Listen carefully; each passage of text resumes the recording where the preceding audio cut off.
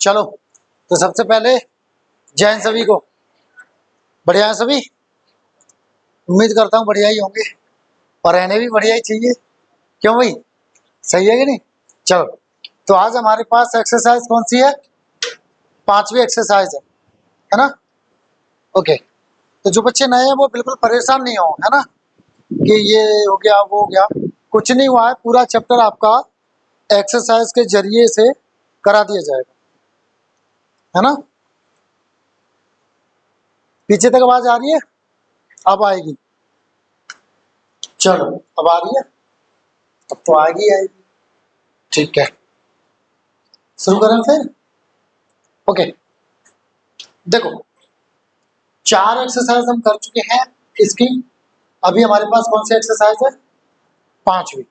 ठीक है, चलो इसमें क्वेश्चंस जो एरर टाइप है, एरर टाइप कैसे होते हैं? जैसे मान लो यहां तक कुछ लिखे हैं वर्ड्स, पार्ट ए हो गया, फिर यहाँ लिखा है पार्ट बी हो गया, फिर यहाँ लिखा है पार्ट सी हो गया, फिर यहाँ लिखा है एन ई यानी नो एरर, पार्ट डी हो गया। एन मतलब नो, ई यानी एरर। ठीक है, तो समझ के चला, बिल्कुल परेशान नहीं होना। हर चीज पॉसिबल है दुनिया में, बस थोड़े से प्रयास उसके लिए अतिरिक्त हमें लगाने होते हैं। ठीक है, लगाएंगे तो जरूर होगा, हर चीज पॉसिबल है। चलो देखो, पहले क्या लिखा है ऊपर, वही चीज है। All these questions are based on different different exams, यानी जितने भी सारे क्वेश्चंस आने वाले हैं आगे, वो आपके अलग अलग तरह के जितने भी एग्जाम्स हैं उनमें आए हुए हैं, उन पर बेसिक जो बेस्ड है।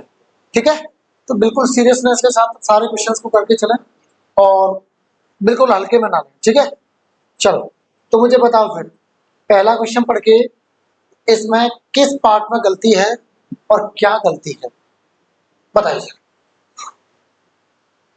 सोचिए, पता नहीं क्या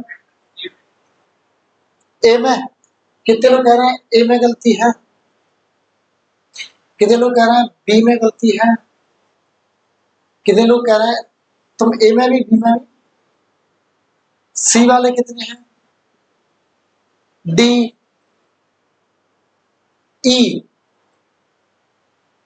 एफ, फंसे हुए कंफ्यूज एफ। तो कोई बात नहीं, समझते। ठीक है, देखो पहले इसका हिंदी अर्थ समझिए। दीज बुक्स आर संजूस, ये किताबें संजू की हैं, एंड योर और तुम्हारी है। देन तो why Alok wanted to take them, तो आलोक क्यों नहीं लेना चाहता था? आलोक क्यों नहीं लेना चाहता था? जब ये किताबें तुम्हारी और संजू की हैं, तो आलोक क्यों लेना चाहता था? ठीक है, अब मेरी बात सुनो, यहां पे आपने कहा this font is yours and your brothers, ऐसे कहोगे या कहेंगे तुम्हारा है और उसका है। मान लो वो तुम्हारी पत्नी कोई है, उसकी तरफ इशारा किया है, आपकी बहन है, उसका इशारा किया कि दीज बुक्स, ये किताब है तुम्हारी और तुम्हारी बहन की है, और बहन तुम्हारी बहन की जगह मैंने कह दिया तुम्हारी और उसकी है ना? तो यहाँ पे दीज बुक्स, तो यहाँ पे बुक्स आ चुका पहले से ही, तो क्या दोबारा योर बुक लिखना सही रहेगा? भाई एक चीज बताओ, जब यहाँ पे पहले ही नाउन आ चुका है, ठीक है, जैसे मैंने एक और एग्जांपल लेना है, your shirt and my are same, तुम्हारी शर्ट और मेरी दोनों एक जैसी सेम है।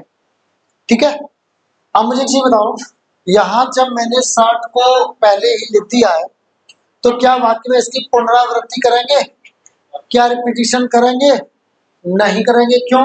क्योंकि अगर रिपीटिशन करते हैं जहां जरूरत नहीं है रिपीटिशन की, तो वो कैसा हो जाता है? गलत। कैसा हो जाता है? गलत। और भाषा भी इसको कैसा मानती है? गलत मानती है। बिना किसी गलती के, बिना रिपीटेशन के अगर वाक्य पूरा हो जाए तो उसको उतना ही सही माना जाता है। ठीक है, फिर गलती कहाँ है? एक मिनट, क्या पूछ रहे हैं? कुछ अब ये तो मैंने लिखा है, क्या आएगा ये तो अभी आगे बताने वाला हूं। ये तो जस्ट एक सेंटेंस लिख दिया, सही है कि गलत है ये अभी पता चलेगा। ठीक है, इसको समझाने के लिए लिखा है। अब यहाँ पे मैंने कहा तुम्हारी शर्ट, और मेरी का मतलब क्या है? मेरी शर्ट। तो यहाँ पे जब ये पहले से ही शर्ट शब्द, यानी कि ये क्या है? नाउन है। नाउन है, इसलिए योर क्या हो गया? नाउन के बारे में बात कर रहा है तो क्या हो गया? योर एडजेक्टिव हो गया। अब यहाँ पे ये जो शर्ट आ चुकी है तो यहाँ माई शर्ट लिखूंगा। अकेले माई से तो अधूरा हो रहा है वाक्य। अकेले माई से क्या हो रहा है? वाक्य अधूरा हो रहा है। योर शर्ट एंड माई, तो यहाँ मुझे क्या लिखना पड़ेगा? माई शर्ट लिखना पड़ेगा भाई, तभी तो होगा। तुम्हारी शर्ट और मेरी शर्ट एंड से जुड़ी है तो दो शर्ट हो गई, तभी तो हमने क्या लगाया है? प्लूरल लगाया है ना, तभी तो प्लूरल लगाया है। सेम है। अब देखो, अगर मैं यहाँ माई शर्ट लिखता हूं तो शर्ट एक तो यहाँ पे आ गया, और एक शर्ट कहाँ पे आ गया? यहाँ पे आ गया, यानी एक ही शब्द दो बार आ रहा है। तो ऐसी स्थिति में हम क्या करते हैं? ऐसी स्थिति में अगर पॉसिबल होता है तो इस रिपीटेशन को रोकने के लिए इनकी जगह कोई ऐसा शब्द लेके आ जाते हैं, कैसा? जो इसकी पुनरावृत्ति यानी रिपीटेशन को रोक दे। अब क्या माई शर्ट के स्थान पर हम कोई ऐसा शब्द लगा सकते हैं जो इसके रिपीटेशन को रोक दे? बिल्कुल लगा सकते हैं। क्या? प्रोनाउन। देखो, नाउन के रिपीटेशन को रोकने के लिए हम प्रोनाउन का इस्तेमाल करते हैं। Why we use pronoun? To avoid the repetition of a noun. भाई, एक नाउन के रिपीटेशन को रोकने के लिए। ठीक, तो माई आपका एडजेक्टिव है, पजेसिव। अब पजेसिव एडजेक्टिव है तो चाहिए क्या? पजेसिव प्रोनाउन चाहिए होगा। तो माई का पजेसिव प्रोनाउन क्या होगा? माइन। और पजेसिव प्रोनाउन का मैं आपको फॉर्मूला बता चुका हूँ, ये किसके इक्वल होता है? Possessive adjective plus noun. और नाउन कौन सा? जिसके लिए आता है जो गिवन इन द सेंटेंस। तो पहले से ये शर्ट नाउन दे रखा है सेंटेंस में, तो क्या मैं यहाँ पे शर्ट लिखूंगा? नहीं लिखूंगा। My shirt is equal to mine. भाई, ये किसके इक्वल है? माइन के इक्वल है। यानी हम ऐसे कह सकते हैं, यहाँ पे माई की जगह क्या लगाएंगे? माइन। और माइन बराबर क्या हो गया? माई। और नाउन कौन सा है वाक्य में? शर्ट। तो माइन बराबर माई शर्ट हो गया। ठीक है, इतना क्लियर गर्ल्स? समझ में आ गया? नहीं आए तो पूछ लेना। ठीक है बॉयज, समझ में आ गया?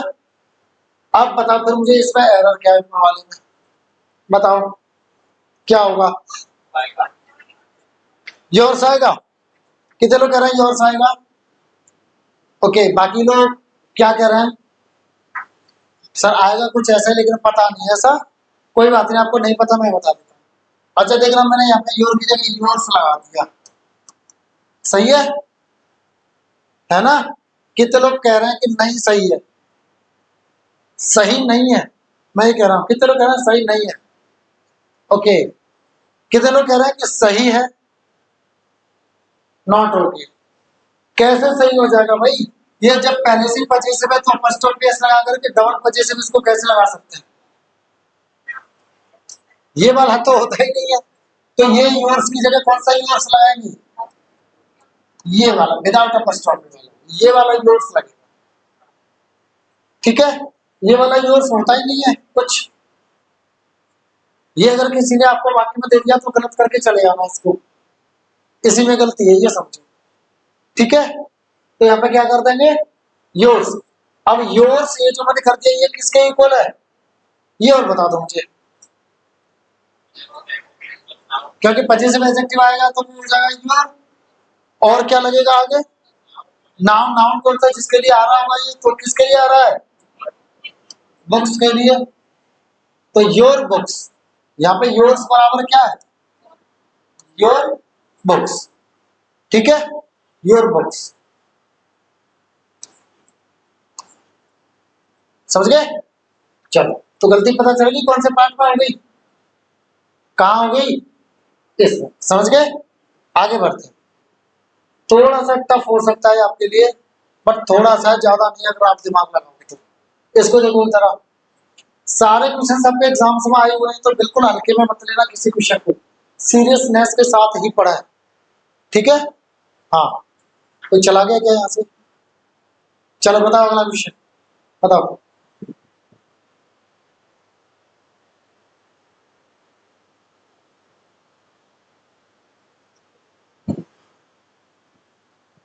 बता, ए में कितने लोग कह रहे हैं ए में, कितने लोग कह रहे हैं बी में, कितने लोग कह रहे हैं सी में, और कितने लोगों को लगता है कि पार्ट डी में गलती है, और कितने लोग ये कह रहे हैं कि सर सेंटेंस एकदम करेक्ट है, इसमें कोई गलती नहीं है। कितने लोग फिर ऑप्शन एफ के साथ है, यानी कंफ्यूज है या पता नहीं, फंसे हुए? कोई बात, कोई बात, कोई बात, समझते हैं, ठीक है। पहले इसको समझो जरा, वॉटेवर क्या है, इसका सब्जेक्ट है। वॉटेवर किसके लिए आता है? किसी बात या किसी वस्तु के लिए। वॉटेवर यू हैव ईटन, जो कुछ भी तुमने खाया है, या वॉटेवर यू हैव सेड, जो कुछ भी आपने कहा है, इज नॉट करेक्ट, वो सही नहीं, ठीक है। तो वस्तु या बात वगैरह के लिए आता है वॉटेवर। अब देखो, डल, डल मतलब क्या होता है? नीरस सा, आलसी सा, ढीला ढाला सा। जैसे मैं आज ऐसे पढ़ा रहा हूँ, तो बच्चों आज हम पढ़ेंगे प्रोनाउन, तो आज मैं कैसा लग रहा हूँ? डल। कैसा लग रहा हूँ? डल, ठीक है। तो देखो, अब यहाँ पे देखते हैं कि वॉटेवर सही है कि गलत है। डल मतलब ढीला ढाला सा, आलसी सा, है ना, नीरस सा। तो जो कुछ भी नीरस सा है, वो गेन यानी प्राप्त करना, पाना। गेन मतलब पाना, प्राप्त करना, ठीक है भाई। तो वो नहीं पा सकता है क्या? कॉन्फिडेंस यानी आत्मविश्वास। अब यहीं से पता चल गया है, किसी वस्तु को या किसी बात को कॉन्फिडेंस चाहिए या इंसान को कॉन्फिडेंस चाहिए? इंसान को चाहिए। और वॉटेवर किसके लिए आता है?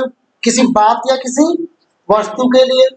तो क्या यहाँ पे वॉटेवर आना चाहिए?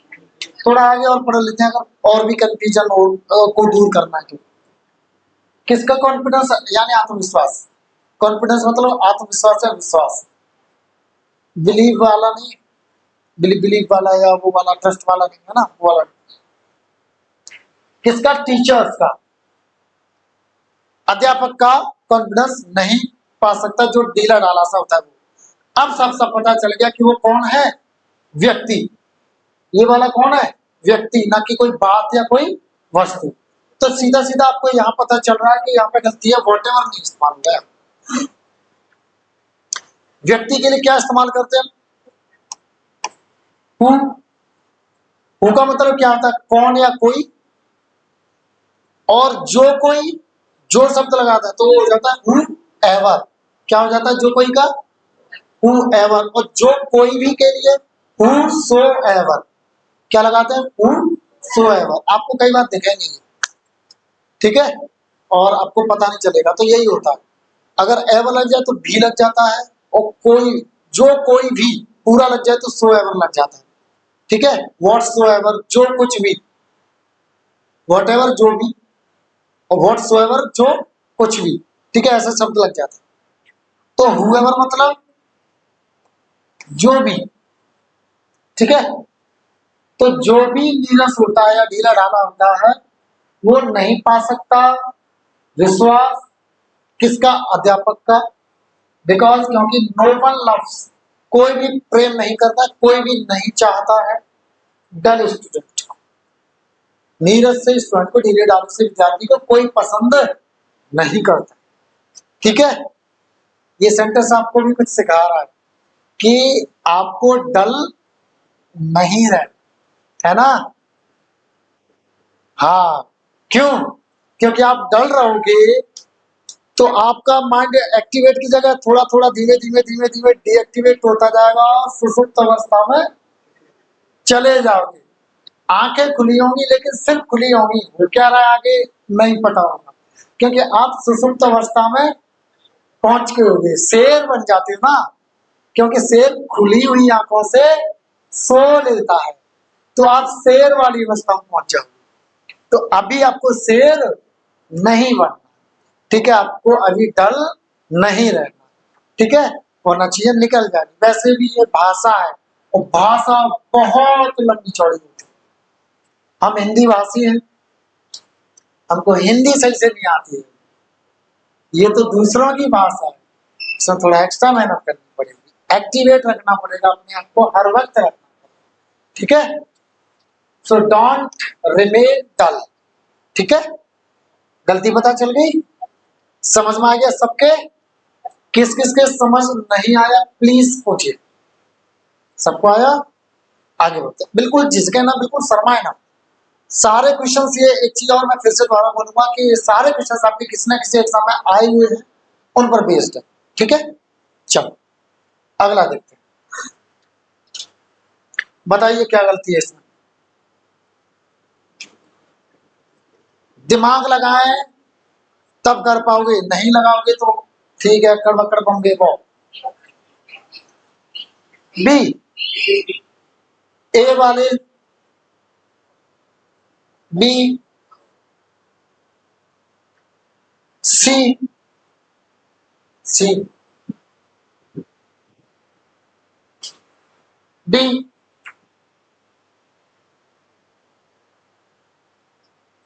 ई, एफ। ओके, समझते देखो जरा, when I saw a baby, saw जो आपकी सी होती है उसकी कौन सी फॉर्म है, सेकंड फॉर्म, ठीक है। तो जब मैंने एक बच्चे को देखा, बेबी मतलब क्या होता है, बच्चा, बेबी या चाइल्ड मतलब क्या होता है, बच्चा, ठीक है। आई वॉज अनेबल, यानी I was not able, unable is equal to not able, यानी मैं नहीं था के लायक, किस लायक, यानी मैं नहीं कर पा रहा था, क्या नहीं कर पा रहा था, कह नहीं पा रहा था, क्या नहीं कह पा रहा, टू से मतलब, से मतलब क्या होता है, कहना, कह नहीं पा रहा था, वेदर की, वेदर का मतलब यहाँ पे क्या है कि, सी वॉज अ गर्ल और नॉट, कि वो लड़की है या नहीं है। तो मुझे एक चीज बता दो, जब आपको पता ही नहीं है कि वो लड़की है कि नहीं है, तो ये सी क्या कर रहा है, पहली बात सी लगेगा क्या, क्योंकि सी किसके लिए लगाते हैं, गर्ल्स के लिए। तो जब आपको पता ही नहीं है कि मैं, मुझे नहीं पता था, मैं नहीं कह पा रहा था कि वो लड़की है कि कौन है, तो आपको नहीं पता, इसका मतलब यू आर अननोन, आप अनभिज्ञ हो, आपको नहीं पता जेंडर उसका। तो मेरी बात सुनो, जब बेबी आ जाए या कौन आ जाए, चाइल्ड, और उसका जब जेंडर हमें नहीं पता हो, तो हम उसको इट के हिसाब से चलाते हैं, इट, इट, इट्स और इट सेल्फ, हम ऐसे चलाते हैं इसको, ठीक है। अब एक चीज और, इट्स, एक और देखा होगा आपने, इट्स ये वाला, तो ये शॉर्ट फॉर्म है किसका, इट इज तो आपने पढ़ा है, लेकिन इट इज के बाद में इट हैज का भी होता है और इट वॉज का भी होता है, ठीक है, ये तीनों का ही शॉर्ट फॉर्म होता है, इट इज का, इट हैज का और इट वॉज। लिख लेना जिनको नहीं पता, इंपोर्टेंट चीज है, थोड़ा हाथ को तकलीफ दो, ठीक है, डिजिटल जमाने के लोग हो आप लोग, आई नो, बट आज भी वही सवाल है जो हाथों को तकलीफ देता है, पेन कॉपी से काम लेता, आज भी उसी की नौकरी लगती है, जो बिना पेन कॉपी के नौकरी लेना चाहते हैं, आई डोंट थिंक कि इट्स पॉसिबल। कॉम्पिटिटिव है ये एग्जाम, कंपटीशन है, कंपटीशन का मतलब क्या होता है आप जानते हो, लड़ाई, एक जॉब के लिए 100 लोगों में लड़ाई कम से कम, ठीक है। तो उस 100 में जो बढ़िया करेगा उसी की नौकरी लगेगी, ठीक है। तो जरा तकलीफ दिया करो, छोटी छोटी चीजें लगती हैं ये, लेकिन इन्हीं में से एग्जाम्स में आता है, अभी से आप नोट करते चलोगे तो आपका फायदा हो जाएगा। जब आप कॉपी खरीद के देखते हो उसका रफ कॉपी से फेयर बनाते हो तब आपको एक काम आता है। ठीक है, चलो। तो हमें जेंडर नहीं पता है तो यहाँ पे सी लगेगा। क्या क्या चाहिए हमें? सब्जेक्ट। तो सब्जेक्ट क्या होता है? इट। ऑब्जेक्ट भी क्या होता है? इट। चाहिए क्या? सब्जेक्ट। क्या लगा दोगे? इट लगा दोगे सी की जगह। और बाकी कैसा हो जाएगा? सही। आप बताओ किस किस के समझ नहीं आया? पीछे सब क्या आ गया? सुनाई तो दे रहा है ना? ठीक है। आपको आगे, आपको गर्ल्स ऑल ऑफ यू समझ में आ गया? आपको एब्सेंट मत हुआ करिए। आप कितने दिन बाद आ रही हैं? आप घर ज्यादा जरूरी है या पढ़ाई? अब ठीक है, अब एब्सेंट नहीं होनी चाहिए। ठीक है, घर पे अगर जा रही है तो मेरी बात कराए अपनी मम्मी पापा से या जो भी आपकी गार्जियन से। ठीक है, कोई भी एक 2 दिन से ज्यादा छुट्टी कर रहे हैं तो आप मेरी बात कराओगे। ठीक है, वरना क्लास से रस्टिकेट कर दूंगा। हाँ, सिलेक्शन के लिए आए हैं मेरे पास। टाइम पास करना है तो there are many teachers in market, you can go there, join them. ठीक है, मेरे पास हो तो सिर्फ सिलेक्शन के लिए पढ़िए। कोई चीज नहीं आ रही, छोटी से छोटी, बड़ी से बड़ी, मुझे पूछिए, मैं बताऊंगा। ठीक है, हाँ। आपको पता है, आपने देखा होगा एक लड़का 4-4 5-5 किताबें खोल के बैठ जाता था। अच्छी अच्छी जो भी कंपटीशन किया उनमें से पूछता था, मना नहीं किया था, सारे क्वेश्चंस का आंसर दिया था उसके का। और एक क्वेश्चन करता था, 4 क्वेश्चंस का आंसर मैं अपने आप से देता था। मैं इरिटेट नहीं होता हूँ, मुझे कुछ नहीं आता, लेकिन जितना आता ना उसको ऐसे सिखा दूंगा आपको कि आप कहोगे कि हाँ, विश्वास रखो और खुले दिमाग से बैठो, एक्टिवेट करके बैठो अपने दिमाग को। हर चीज पॉसिबल है दुनिया में, बस आपको ठानना है। और नहीं ठानना है तो फिर तो बढ़िया कूलर पंखे में एसी में आराम से सोए रहे। चलो आगे बढ़ते हैं। देखें जरा गलती क्या है, बता। ऑप्शन कितने लोग कह रहे हैं? ए ऑप्शन वाले, बी वाले, सी, डी, ई, एफ। ओके, कंफ्यूज्ड है कुछ लोग या फंसे हुए हो कुछ लोग? देखो समझो बात को, आपने केस पढ़े होंगे। एक तो होता है आपका सब्जेक्टिव केस, एक आपका ऑब्जेक्टिव, एक आपका पजेसिव और एक आपका रिफ्लेक्सिव केस होता है। तो रिफ्लेक्सिव केस में कौन से आते हैं? सेल्फ और सेल्स वाले आते हैं, है ना।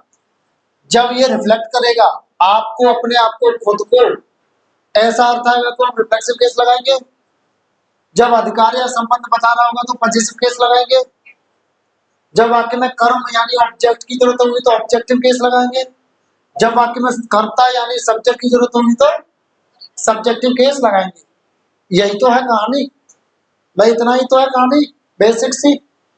आप बता, इतनी कहानी है, समझ लो। ठीक है, देखो भाषा है, एक दिन में आप अगर इसके मास्टर बनना चाहोगे नहीं बन पाओगे, 3 दिन में बनना चाहोगे नहीं बन पाओगे, वक्त लगता है।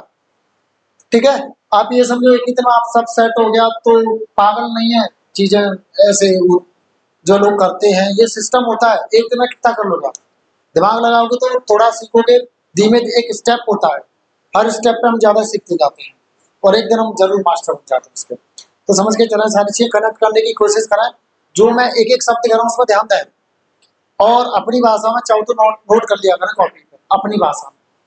मेरी अच्छी लगे मेरी में कर लिया करें। ठीक है, तो मैंने क्या कहा, मैं फिर से रिपीट करता हूँ। वाक्य में अगर हमें सब्जेक्ट की कर्ता की जरूरत पड़ेगी तो subjective case, I, we, you, he, she, it, they और किसी का नाम, नाउन समझो। ऑब्जेक्ट में यानी जब कर्म की जरूरत पड़ेगी तो ऑब्जेक्टिव केस, आई का मी हो जाता है, जैसे वी का हर्ष हो जाता है, ही का हिम, सी का हर, ईटीसी ईटीसी। ठीक है, पजेसिव का मतलब होता है किसी पर पजेशन यानी अधिकार या संबंध बता रहा हूं। और रिफ्लेक्सिव केस कब इस्तेमाल करते हैं?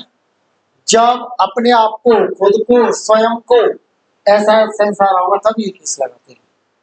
अब देखो वाक्य को, ये कहानी मैंने क्यों बताई है, इस वाक्य में ऐसा कुछ आ रहा है इसलिए बताइए। अब यहाँ पे इसको क्या चाहिए, क्या चाहिए इसको? Her self, self. तो हर सेल्फ ये वाला केस होगा भाई, ये वाला तो केस होगा। रिफ्लेक्सिव, भाई सेल्फ आ गया तो कौन सा केस होगा, रिफ्लेक्सिव होगा। और चाहिए कौन सा केस, सब्जेक्टिव, है ना। अब इसका सब्जेक्टिव केस क्या होता है, सी होता है।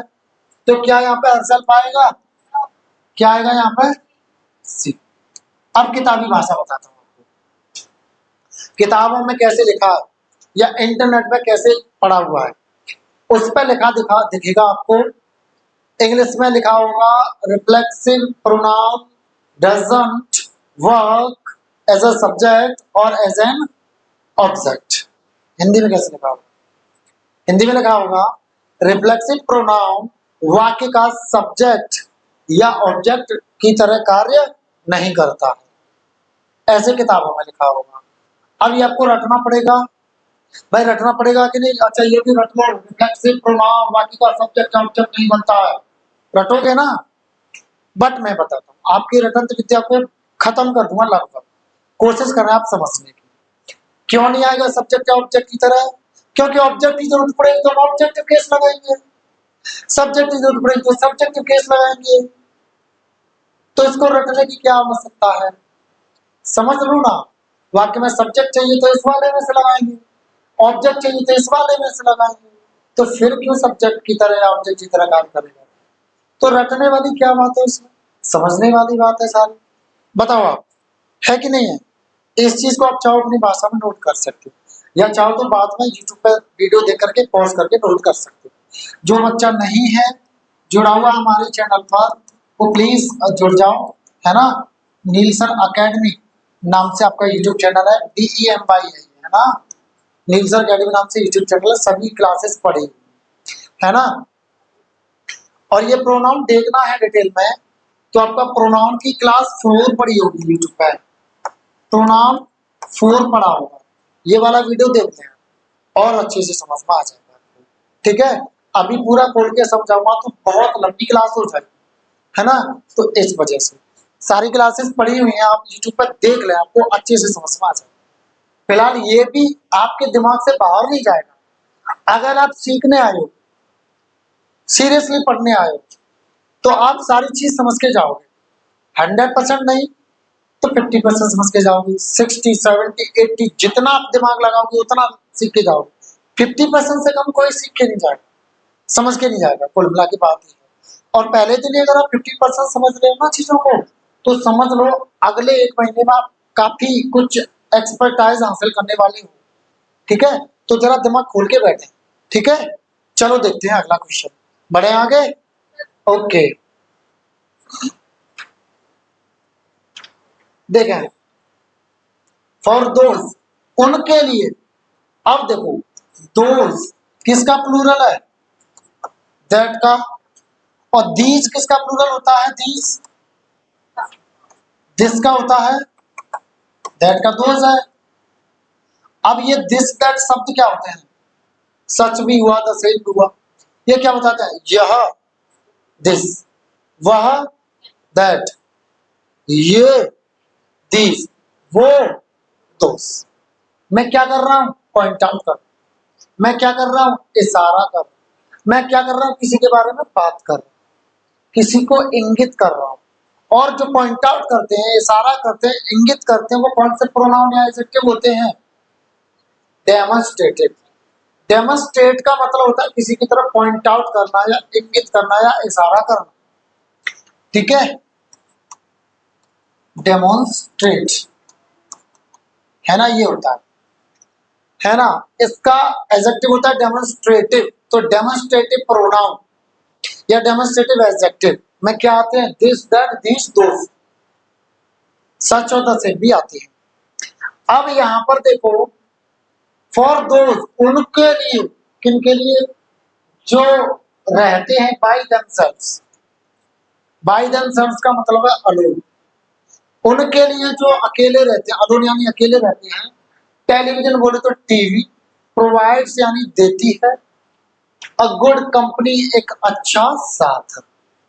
उनके लिए यानी वो लोग जो अकेले रहते हैं, उनके लिए टीवी एक अच्छा साथ देती है। तो उनके लिए यानी मैं किसी की तरफ इशारा कर रहा हूं, किसी को इंगित कर रहा हूं, किसी को पॉइंट आउट कर रहा हूं। तो ये दोष कौन सा हो गया? डेमोन्स्ट्रेटिव वर्ड हो गया, है ना। अब देखो जरा गलती कहाँ है ये बताओ, फिर मैं आपको इसका पूरा सॉल्यूशन देता हूं। नो एरर है पक्का? ट्रेपोजिशन और ये लग गया रिफ्लेक्सिव केस, सही है। तो क्या आपने ये नहीं पढ़ा है कि प्रेपोजिशन के बाद में ऑब्जेक्टिव केस आता है? क्या आपने ये नहीं पढ़ा? क्या मैंने आपको नहीं बताया? बताया है, और एक से अधिक बार बताया है, चाहे वो 2 या 3 बार क्यों ना बताया हो, लेकिन एक से अधिक बार बताया है। और आज फिर से बता दिया कि प्रेपोजिशन के बाद क्या लगाते हैं? ऑब्जेक्टिव केस लगाते हैं। जैसे ऑन मी होगा, ऑन ही नहीं होगा, ऑन आई नहीं होगा। बिलीव ऑन मी होगा, बिलीव ऑन आई नहीं होगा, या बिलीव इन मी होगा, इन आई नहीं होगा। ठीक है, क्यों? क्योंकि इन क्या हो गया? प्रेपोजिशन हो गया, और प्रेपोजिशन क्या लेता है? ऑब्जेक्टिव केस लेता है। ठीक है, चलो। पर एक बात सुनो, अगर बाई आ जाए, बाई भी प्रेपोजिशन होता है, और बाई के बाद में आ जाए रिफ्लेक्सिव प्रोनाउन या रिफ्लेक्सिव केस आ जाए, तो इसका जो इक्वल होता है ना, वो क्या बन जाता है? ये बन जाता है आपका अलोन। अलोन का मतलब क्या होता है? अकेले। लिख लें, लिख लें, ये नोट करना, हाथों को तकलीफ दो, हाथों को तकलीफ दो, लिखो जल्दी से।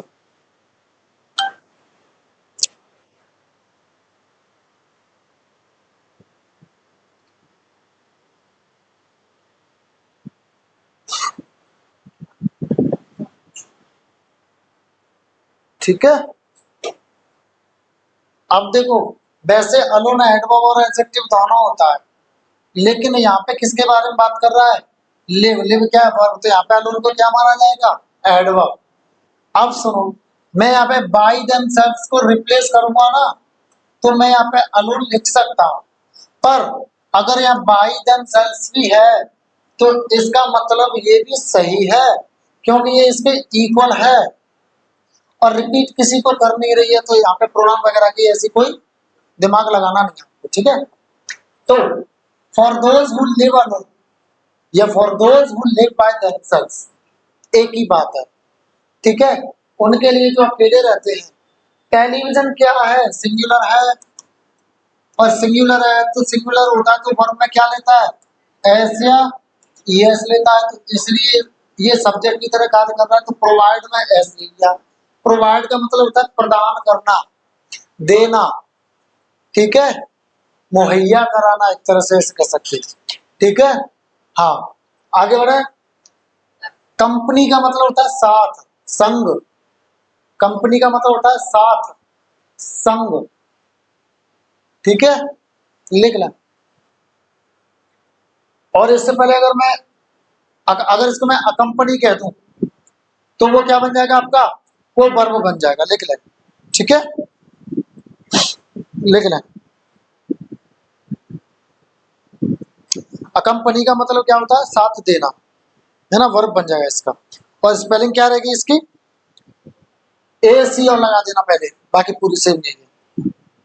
हाँ जी, लिख लो जल्दी से, चलते हैं फटाफट। अकंपनी मतलब साथ देना। ठीक है, और स्पेलिंग क्या होगी? ACCOMPANY। ठीक है, आगे बढ़े।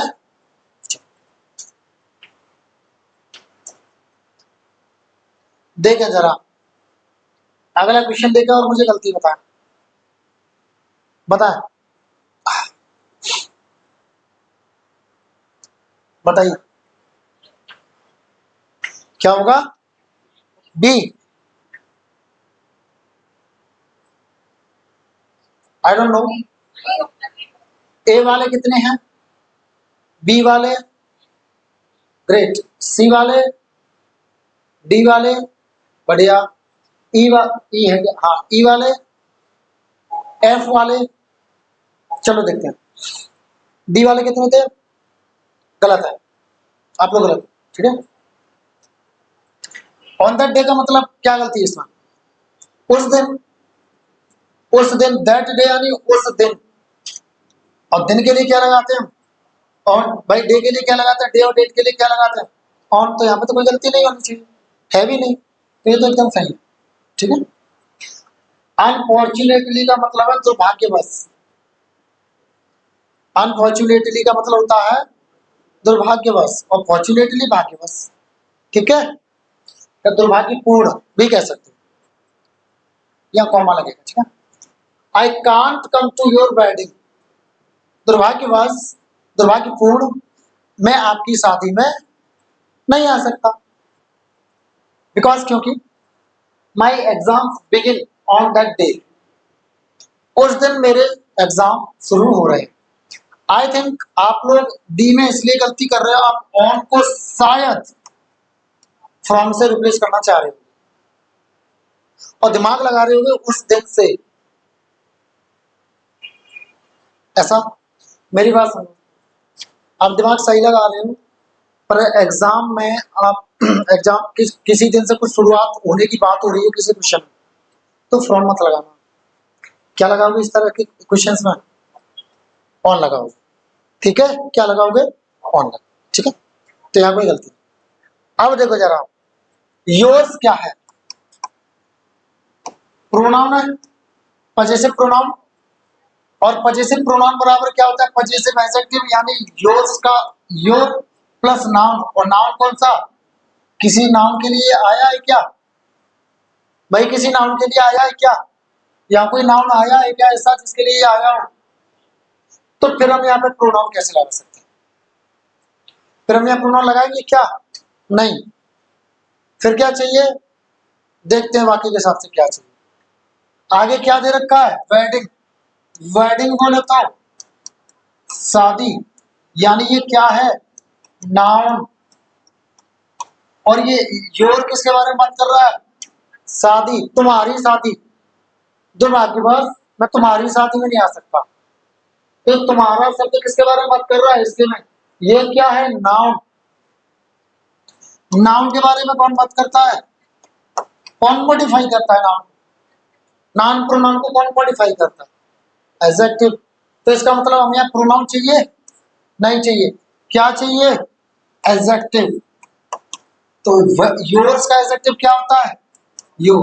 तो योर्स की जगह क्या लगा दोगे? यू। और वाक्य कैसा हो जाएगा? किस किस के समझ नहीं आया पूछो, अगर नहीं आया तो शर्मा मत। आ गया? आगे बढ़ो फिर, पीछे। डियर ऑल, सबको पक्का? गर्ल्स, चले आगे बढ़े, चलो। सी दिस,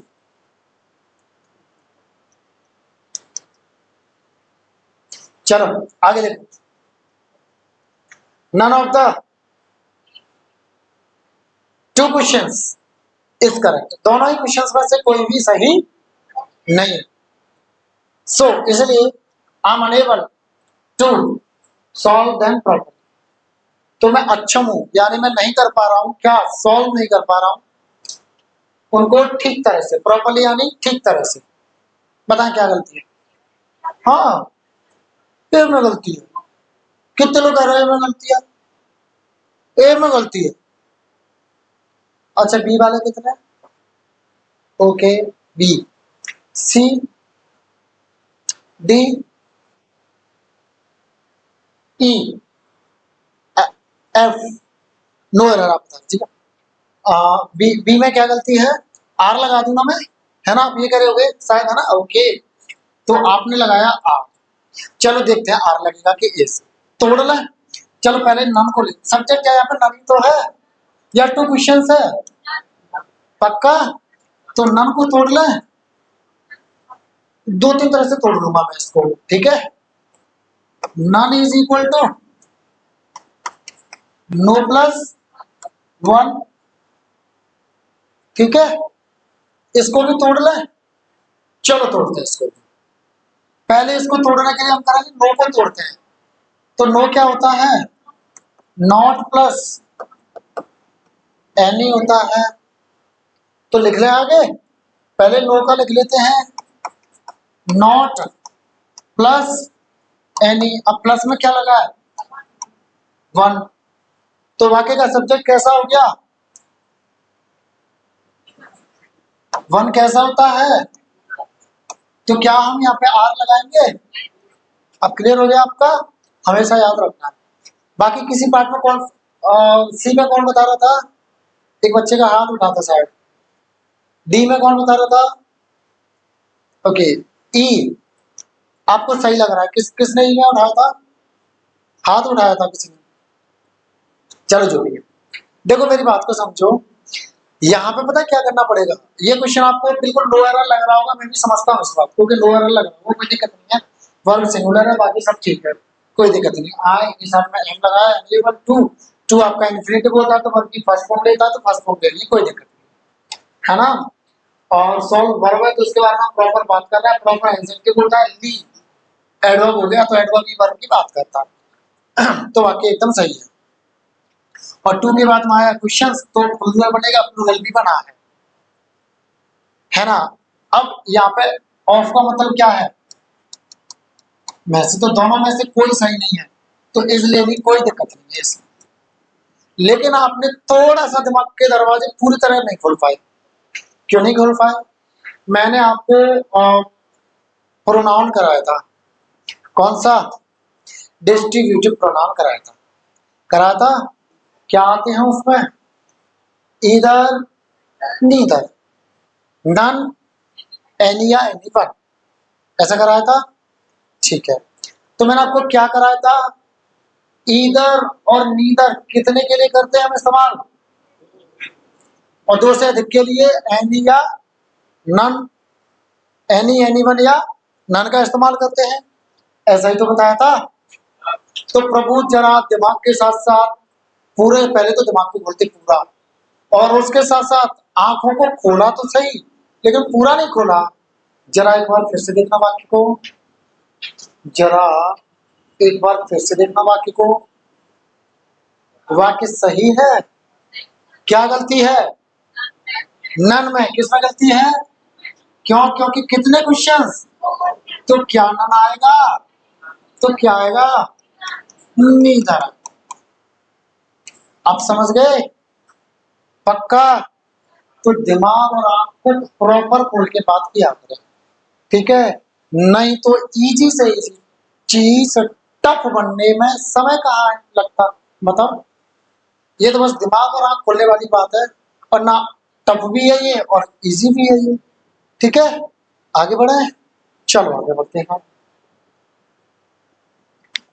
नेक्स्ट क्वेश्चन देखिए जरा, देखो, he is one of the best writers, superlative degree होती है, इसके बाद में आता भी क्या है आपका, प्लूरल आता है, तो प्लूरल आया है, कोई दिक्कत नहीं है। वन ऑफ यानी में से यानी किसी में से छांटेगा तो वो प्लूरल ही होगा, तो ऐसे भी कह लो, कैसे भी समझ लो, प्लूरल आया है, बात सही है यहाँ पे, कोई दिक्कत नहीं। और ही सिंगुलर होता है तो इज आया, कोई दिक्कत नहीं यहाँ पे। दैट एज रिटन, अब एज के बाद में थर्ड फॉर्म आती है तब भी ठीक है, और यही आपका वन है सब्जेक्ट, तो हैज आई है, तो यहाँ पर भी कोई दिक्कत नहीं है, थर्ड फॉर्म ले ली, कोई दिक्कत नहीं। ऑन दिस सब्जेक्ट, देखो जरा इस विषय पर, अब बताओ कहाँ गलती है,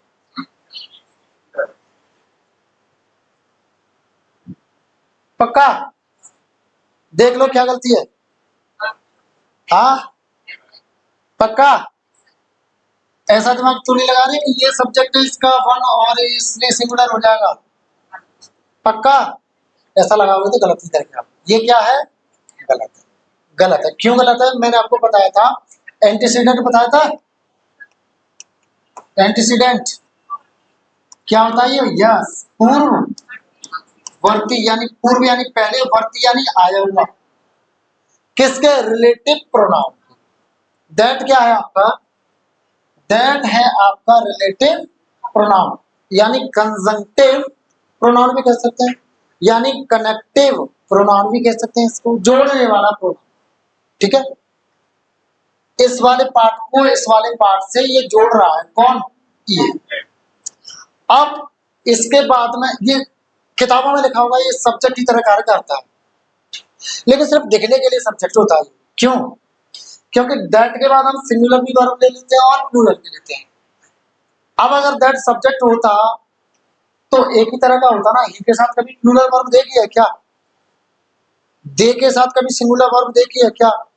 भाई जैसा सब्जेक्ट होगा वो वैसी वर्ब लेगा, और दैट दोनों तरह की ले रहा है, तो वही समझ जाओ कि ये सब्जेक्ट नहीं है, सब्जेक्ट कोई और ही है, और बिल्कुल ये सब्जेक्ट नहीं है।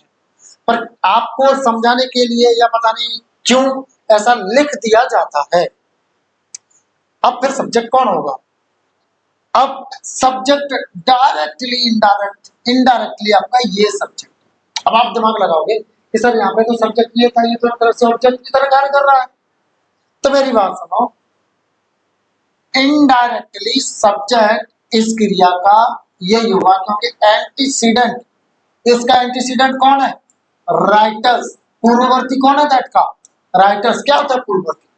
जो इससे पहले आया हुआ होता है उसको बोलते हैं एंटीसीडेंट, यानी पूर्ववर्ती। तो पहले क्या आया है? राइटर्स। और राइटर्स कैसा है? सिंगुलर या प्लूरल? प्लूरल है। तो वर्ब कैसे लेंगे? वर्ब लेंगे हम प्लूरल। ठीक है, तो राइटर्स के बाद में ये जो हैज आई है इसको काट के क्या लेंगे हम? हैव ले लेंगे, और हैज को काट और बाकी कैसा हो जाएगा? सेव। समझ गए? याद रखना है बस। ठीक है, पक्का? गर्ल्स आगे बढ़ा जाए, चलो आगे बढ़ते हैं। See this, the financial adviser and finance officer has neglected their work. जो वित्तीय सलाहकार है और जो वित्तीय ऑफिसर है, अफसर, उसने अपने काम को क्या है? नेग्लेक्ट कर दिया, यानी वो अपने काम को नहीं कर रहा। नेग्लेक्ट का मतलब होता है नकारना, नकारना, ध्यान ना देना, मना कर देना एक तरह से। ठीक है, चलो बताओ कहाँ गलती है? डी में। ए वाले, बी वाले, सी, डी, ई, एफ। ओके, डी वाले क्या गलती है? हो जाएगा, मुझे पता। देखो मेरी बात समझो, ये मैं क्वेश्चन समझा चुका हूँ, दो तीन क्वेश्चन ऐसे समझा चुका हूँ, फिर से समझ। अगर कंजंक्शन यानी एंड, ये यहाँ पर कंजंक्शन, ये बीच में कंजंक्शन है, इधर आया एक नाउन और एक नाउन आया इधर, प्रोफेशन, खासकर ये प्रोफेशन होता है, पेशा। एडवाइजर है तो एडवाइस देने वाला, ऑफिसर है तो ऑफिस को मैनेज करने वाला, तो ये प्रोफेशन ही तो हो गए इनके। तो अगर ये दोनों कनेक्टेड हो किससे? कंजंक्शन से। और अगर आर्टिकल यहां भी लगा हो और यहां भी, इससे पहले और इससे पहले यहां लगा, तो 1 + 1 = 2 हो जाएगी, और 2 हो गए तो कैसा हो गया? प्लूरल। और प्लूरल हो गया तो अपने हिसाब से चीजें लेगा आगे, वर्ब हो, प्रोनाउन हो, कोई। ठीक है, अगर आर्टिकल सिर्फ यहां आया तो ये 1 + 1 नहीं होगा, ये 1 ही होगा, एक ही व्यक्ति होगा। कितने होंगे? एक व्यक्ति होगा। जब व्यक्ति एक होगा तो कैसा हो गया? सिंगुलर। और फिर वर्ब या प्रोनाउन वगैरह कैसे लेगा? सिंगुलर। ऐसे तो लेगा। देखो जरा वाक्य, देखो वाक्य को, the financial adviser, finance officer, बीच में कंजंक्शन, लेकिन आर्टिकल कहाँ लगा? सिर्फ पहले वाले के पहले। क्या इसके पहले लगा है? यहां लगा है आर्टिकल। इसका मतलब व्यक्ति कितने हैं ये? यानी यही फाइनेंशियल एडवाइजर है और यही व्यक्ति फाइनेंस का जो है ऑफिसर है। दोनों ही काम एक व्यक्ति करता है। जैसे एक क्वेश्चन आया था कि द टीचर एंड प्रिंसिपल, यानी वही अध्यापक था और वही प्रधानाचार्य था। व्यक्ति एक, काम दो, तो यहाँ पे भी व्यक्ति एक काम दो, तो सब्जेक्ट तो सिंगुलर ही माना जाएगा ना। सोचो, तो वर्ब कैसे लेगा, तो ले ली सिंगुलर।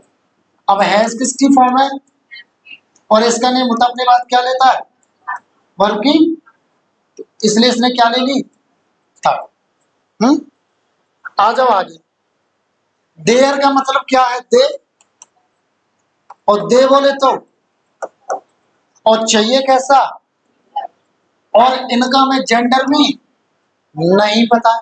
और जब जेंडर नहीं पता होता तो हम किसके हिसाब से चलते हैं, ही के हिसाब से, ही, हिम, हिज और हिमसेल्फ। जैसा केस हमें चाहिए होगा वैसा केस हम लगा देंगे। अपना वर्क, अपना कार्य, यानी संबंध किसका कार्य से, अपना, यानी पजेसिव केस चाहिए। पजेसिव केस किसके हिसाब से आता है, सब्जेक्ट के हिसाब से आता है। सब्जेक्ट कितने व्यक्ति हैं, एक, और एक है तो उसको किसके हिसाब से चलाएंगे, ही के हिसाब से। चाहिए कौन सा केस, पजेसिव। पजेसिव क्या होता है, इज। तो देयर की जगह क्या लगा देंगे, इज लगा देंगे, और वाक्य कैसा हो जाएगा, सही हो जाएगा। अब बताओ यहाँ तक किसी को कोई ऐसी चीज जो नहीं समझ आई हो, आ गई, पक्का, आगे बढ़ा जाए। गर्ल्स, सबको आया। Boys, is there any doubt so far, no, shall we move, आगे बढ़े, चलो आगे बढ़ते हैं जी।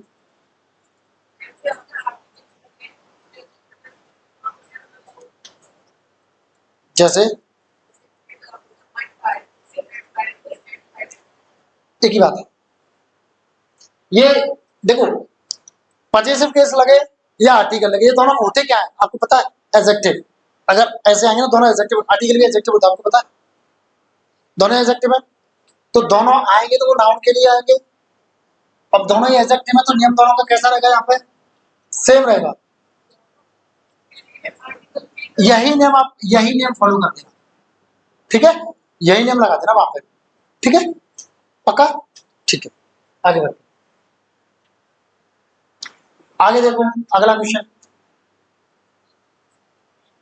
Every one of them received once prize, उनमें से हर किसी ने पाया या उनमें से हर किसी को मिला अपना अपना इनाम। On the second of this month, इस महीने की 2 तारीख को। अगर कोई कहे ना ऑन द सेकेंड या थर्ड ऑफ दिस मंथ, तो समझो तीसरी तारीख की बात हो रही है। किसकी बात हो रही है, तीसरी, किसकी, तारीख, किसकी, इस महीने की, इस महीने, ठीक है, हाँ, हाँ जी, किसकी, तीसरी तारीख का, कब की, कहाँ की, इस महीने की, है ना, कब की, इस महीने, ठीक है, हाँ, थोड़ा अलर्ट, एक्टिव, ठीक है, हाँ। चलो जरा देखो, गलती कहाँ है, यस, यहाँ वंस क्यों आएगा, देखो आपका एवरी वन, यहाँ एवरी वन आ जाए, नो वन आ जाए, एनी वन आ जाए, सम वन आ जाए, everybody, somebody, nobody, anybody, ETC आ जाए, और अगर ये वाक्य का सब्जेक्ट की तरह कार्य कराए तो इनको जब इनके लिए आगे अगर इनको सब्जेक्ट की जरूरत पड़ेगी तो ही लगाएंगे, ऑब्जेक्ट की पड़ेगी तो हिम, और पजेसिव की ही, और रिफ्लेक्सिव की हिमसेल्फ। लेकिन एक और होता है अकेला वन, ये आपको फंसाता है।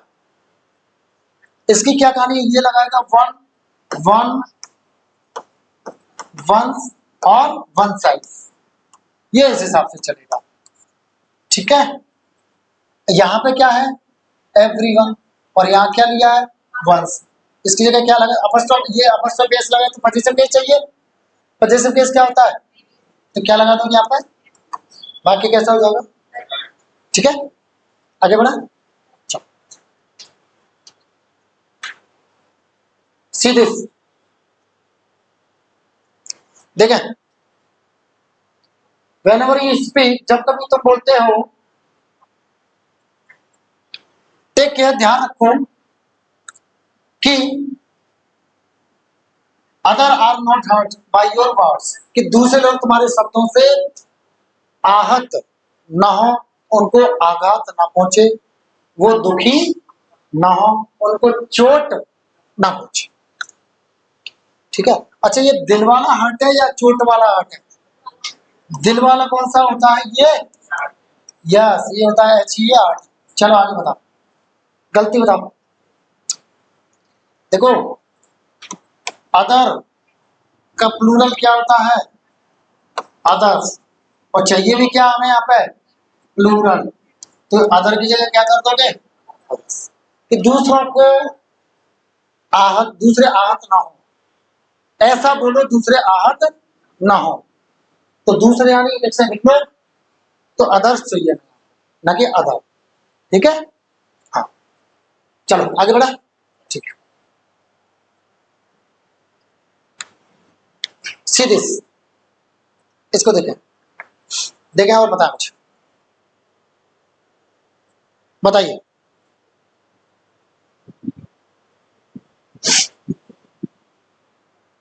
आई डू नॉट अंडरस्टैंड, मैं नहीं समझता हूं या मैं समझ नहीं पाता हूं। What to make employ so agitated on such trivial issues, ऐसी क्या चीज है जो एम्प्लॉयज यानी काम करने वाले लोगों को कर देती है, या कर दिया जिसने, या कर दिया है जिसने, जिस चीज ने इतना आक्रोशित, एजिटेटेड यानी आक्रोशित यानी गुस्से में, एजिटेट मतलब आक्रोशित होना, गुस्से में आना, है ना, आंदोलित हो जाना। ऑन सच ट्रिवियल मतलब तुच्छ, छोटा, बहुत ही मामूली सा, ट्रिवियल। इशू यानी मुद्दे। ठीक है, बताएं गलती का क्या चीज ऐसी कर देती है। तो चीज के लिए वोट आ गया, कोई दिक्कत नहीं है। हाँ? क्या चीज यानी कैसी होगी? सिंगुलर। पता नहीं यार, मुझे समझ नहीं आता ऐसी क्या चीज है जो एम्प्लॉइज को ऐसा कर देती है या कर दिया है। ऐसी क्या चीज है जिसने एम्प्लॉइज को आक्रोशित कर दिया है या आक्रोशित कर दिया। टेंस हम यहाँ पे 3 लगा सकते हैं। प्रेजेंट इंडेफिनिट कर देती है, पास्ट इंडेफिनिट कर दिया, प्रेजेंट परफेक्ट कर दिया है। टेंस हम तीनों लगा सकते हैं। यहां टू मेक नहीं आएगा, इतना क्लियर हो गया। टू मेक की जगह हम क्या कर सकते हैं? व्हाट टू मेक की जगह हम क्या कर सकते हैं? या तो व्हाट मेक्स कर दो, या व्हाट मेड कर दो, या व्हाट हैज, क्योंकि सिंगुलर है ना, व्हाट हैज मेड कर दो। ये सेकंड फॉर्म भी होता है, थर्ड फॉर्म भी होता है मेक का। ठीक है, तो व्हाट टू मेक की जगह हम क्या कहते हैं? व्हाट मेक्स या व्हाट मेड या व्हाट हैज मेड। इनमें से कोई भी आप कर दो, जो आपको सही लगे वो कर दो, तीनों सेट हो जाएंगे आप। ठीक है, किस किस के समझ नहीं आया, दिमाग नहीं लगाया होगा तो पक्का नहीं आया। आ गया? हाँ जी हाँ जी कहना, इसी क्लास में रहना, ऐसा तो नहीं है जी? पता है, एक बार जोर से बोलो, समझ सुन नहीं पा रहा। टू कैसे आ जाएगा? टू तो आना ही आना नहीं है। क्या चीज है जो करती है? ठीक है, हाँ। अच्छा एक चीज, अगर आप इसको व्हाट टू मेक लगा के दूसरी तरह से सेंटेंस बनाओ तो बन जाएगा। क्या बनाना है? व्हाट टू मेक, कहाँ जाना है, वेयर टू गो, तो वो बात अलग है। लेकिन यहाँ पे क्या बात हो रही है? समझ नहीं आता है ऐसी क्या चीज है जो इतना आक्रोशित, आंदोलित कर देती है एम्प्लॉयज को, ऐसी छोटी छोटी बातों पर, छोटी छोटी मुद्दों पर। तो यहाँ अलग सेंसार है, तो हमें अलग हिसाब से करना पड़ेगा, इस हिसाब से चलना पड़ेगा। ठीक है, बढ़ा जाए आगे। 3 क्वेश्चन और रह गए, देखो जरा, देखिए बताइए। This is one company who sells, sells क्रिया किसके हिसाब से आई है? एंटीसीडेंट हु का, तो कोई दिक्कत नहीं, कंपनी सिंगुलर है। हम एक चीज बताओ, कंपनी को हम क्या मानेंगे? एक तरह से थिंग मानेंगे। क्या थिंग के लिए हम लगाएंगे? नहीं लगाएंगे। थिंग के लिए क्या लगाते हैं?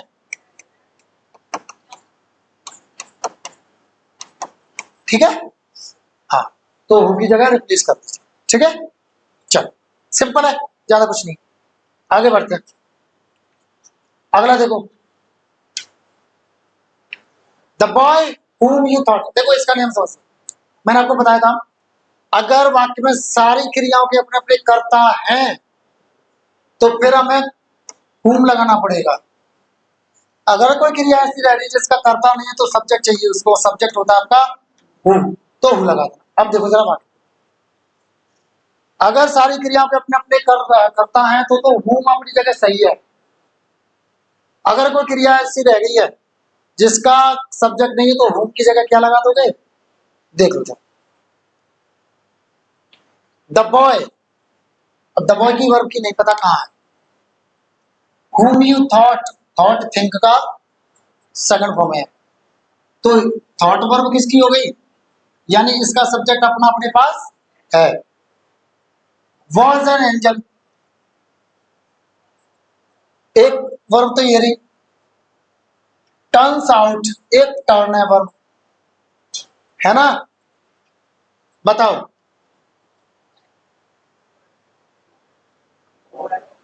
देखो टर्न का सब्जेक्ट हमारे पास हो गया, एक वर्ब ऐसी रहेगी जिसका हमारे पास सब्जेक्ट, तो हमें क्या चाहिए, ऑब्जेक्ट या सब्जेक्ट। ये तो ऑब्जेक्ट होता है और ये क्या होता है, सब्जेक्ट, तो हम की जगह क्या लगा दोगे, वो लगा दो, और बाकी कैसा हो जाएगा। अब सुनो, टर्न आउट, टर्न आउट का मतलब होता है निकलना, या कुछ है मतलब देख कुछ रहा है और निकला कुछ, है ना, ये होता है टर्न आउट का मतलब। वैसे टर्न का मतलब क्या होता है, बदलना। Turn on the AC, turn off the AC, switch भी बोलते हैं, स्विच और टर्न यहाँ पे सिनोनिम्स है। टर्न ऑन यानी ऑफ थी, ऑफ को बदल दो, पलट दो, ऑन कर दो, ऑन हो गई, टर्न ऑफ कर दो, बदल दो, ऑफ कर दो, बदल दो, ऑफ कर दो, टर्न कर दिया। इसलिए बोलता है रटा मत करो, समझा करो चीजों, ठीक है। चलो समझ गए, लास्ट क्वेश्चन देखते हैं। See this, if you absent from college, अगर तुम कॉलेज से अनुपस्थित करते हो, योर नेम, तो आपका नाम, likely to be struck, is likely to be struck off the rolls, तो आपका नाम जो रोल्स है यानी जो रजिस्टर बोलते थे, रजिस्टर स्कूल में होता है, उसमें से आपका नाम जो है कटने का, कटने के लाइकली यानी संभावना होता है, लाइकली का मतलब होता है संभावना होना, है ना, उसकी संभावना। यानी ये क्या कर रहा है, अगर आप जो है कॉलेज से एब्सेंट करते हो तो आपके नाम के कटने की संभावना है रोल्स से, ठीक है। देखो मेरी बात, एब्सेंट आ जाए, एब्सेंट हुआ, प्रेजेंट हुआ, हर्ट हुआ, है ना, एंजॉय हुआ, एक्सर्ट हुआ, एक्विट हुआ, ईटीसी ऐसी क्रियाएं हैं जो अपने बाद में रिफ्लेक्सिव प्रोनाउन लेती हैं। अगर इनके बाद में क्या आया हो, प्रेपोजिशन, तो यहाँ पे देखो प्रेपोजिशन आया हुआ है और क्रिया भी एब्सेंट आई हुई है, तो ये क्या लेंगे अपने बाद में, रिफ्लेक्सिव प्रोनाउन। अब क्या लगाओगे रिफ्लेक्सिव प्रोनाउन में, हाँ, अब वो किसके हिसाब से आता है, सब्जेक्ट के हिसाब से आता है रिफ्लेक्सिव प्रोनाउन। सब्जेक्ट क्या है, यू है, तो सुनो, अगर कॉमन सेंस की बात की जाए, देखो यू के रिफ्लेक्सिव प्रोनाउन दो होते हैं, एक तो होता है योरसेल्फ और एक होता है योर सेल्फ। ये ऐसे कैसे सर, ये ऐसे इसलिए, अगर यू आपका एक इंसान के लिए, जैसे मैंने कहा राहत, you do your work, your self लगाऊंगा, क्योंकि मैंने यू किसके लिए लगाया, अकेले ही के लिए। वही मैंने आप सबसे कहा, hello dear all, you finish your part yourself, तो वहां पे क्या लगाऊंगा, सेल्फ। क्यों, क्योंकि यहाँ पे यू किसके लिए आया है, सबके लिए आया है। यहां मैं कह के चल रहा हूं, एक से ही मान के चल रहा हूं कि अगर तुम अपने आप को एब्सेंट करते हो तो तुम्हारा नाम कट जाने की संभावना है, तो मैं क्या लगा दूंगा, योर सेल्फ, मैं योर सेल्फ लगा, ठीक है, योर सेल्फ लगा दूंगा, क्या पे क्या लग जाएगा, if you absent your self from college, यानी एब्सेंट और फ्रॉम के दोनों के, इसके और इसके दोनों के बीच में लगेगा ये सब, ठीक है। और वाक्य कैसा हो जाएगा, सही हो जाएगा, ठीक है। तो अभी मुझे बताओ, किसी को अगर कोई चीज नहीं समझ आई हो तो प्लीज डू आस्क, जरूर पूछिए। क्लियर, पक्का, ठीक है। तो थैंक यू, आज यही क्लास खत्म करते हैं, कल फिर से शुरू करेंगे, है ना, नई एक्सरसाइज के साथ। जिन बच्चों को नहीं समझ में आया वो मैसेज कर सकते हैं, पूछ सकते हैं, क्लास के बाद भी पूछ सकते हैं, ठीक है। टेलीग्राम पे आप जुड़ जाए, मेरा नंबर ले जाए, आपको नोट्स मिल जाए, ठीक है। टिल देन, जय हिंद सभी को, थैंक यू क्लास।